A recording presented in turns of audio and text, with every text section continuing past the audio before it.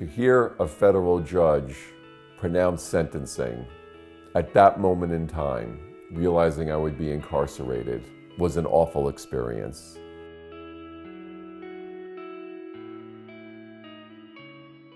When I first started traveling, it was very exhilarating. I was enjoying the process.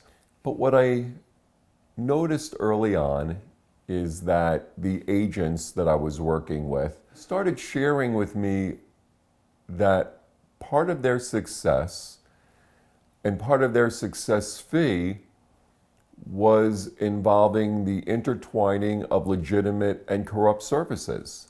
So they started sharing with me that they were bribing in very colorful words, because as I've shared before, the language of bribery involves a lot of different words except bribe. Paying tolls, motivating, taking care of, making people happy. And they're sharing that they're doing this as a part of their work. Entire societies are victimized by foreign corruption.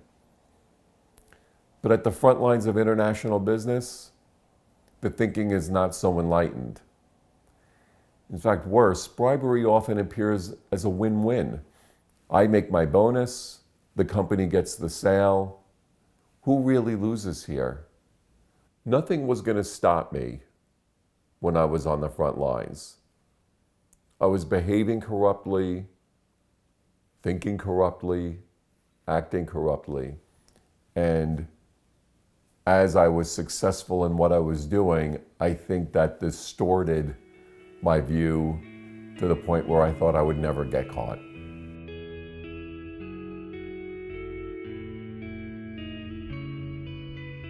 When my lawyer received a call from the Justice Department, they were very clear that I was the target of a criminal investigation. It was at this point that I realized how much off the rails my life had become. And it was the best thing that ever happened to me, because I don't know that I would have really stopped what I was doing had I not received that call from the Justice Department. When you self-surrender at a federal prison, it's an unusual experience. You go into a parking lot and you literally check in.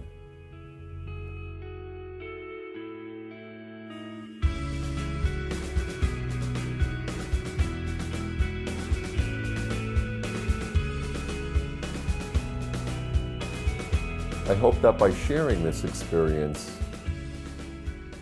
that maybe compliance personnel can look at what the compliance tools are and maybe calibrate it to the real world risk that business teams face in order to give them tipping points to the right side and not to the dark side. As to what can companies do today to help their teams, I think they can start by listening. Are you bringing in your frontline teams? Are you hearing the real world risk that they confront in their work? Are you asking for how they may be struggling with corruption?